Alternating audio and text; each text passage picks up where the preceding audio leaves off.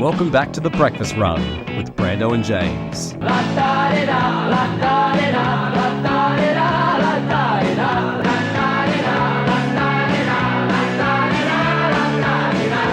Coast FM 963, you're on The Breakfast Run with Brando and James, and now it's time to bring back our fan favourite weekly segment. Ooh, it's What Grinds Steve's Gears. Yay! Morning, boys. How are we doing?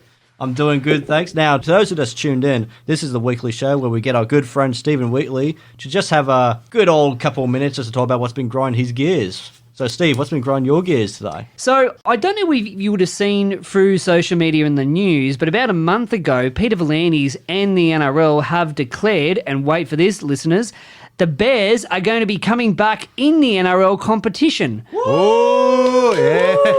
Yeah, the Bears. It's definitely been a while since the Black and Red have been in the competition, but there is a bit of a downside to this, though.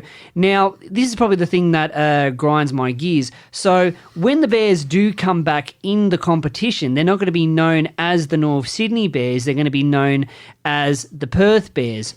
Now, I think we can probably agree, boys, that when the idea for bringing the Bears back in the competition was first thought of, they were going to be known as the Central Coast Bears. And I think we can probably agree that should actually be the case, because the Central Coast has been crying out for a team for a while. But because there's been some sort of controversy with the Mariners and with a few other things, that's just not going to happen. Bummer. Yeah, just the look on your face, James. You look like you have a lot to say, so I'll pass the mic on to you. Oh, yeah, just throw me under the bus, why don't you? As always. Man, we've been talking about the Bears to go to the Central Coast Stadium for years. We've been desperate. We've been on our knees praying.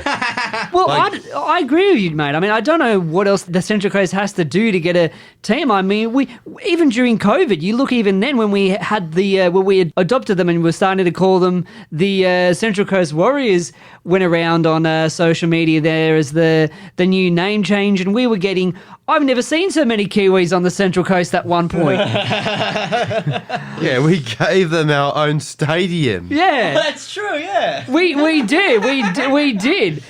So I guess the thing that's what really grinds my gears is that, now look, I'm not saying for any listeners listening in Perth right now that Perth, they do deserve a team. You've been waiting probably just as long too. There hasn't been a Perth team since the Western Reds.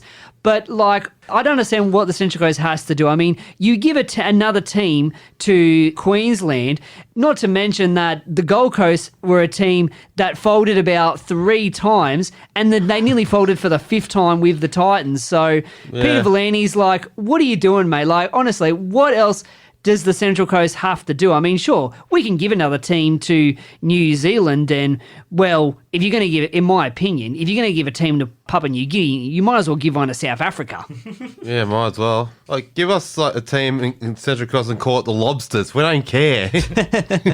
Yeah, funny stuff there. Unfortunately, Steve, that's all the time we have left.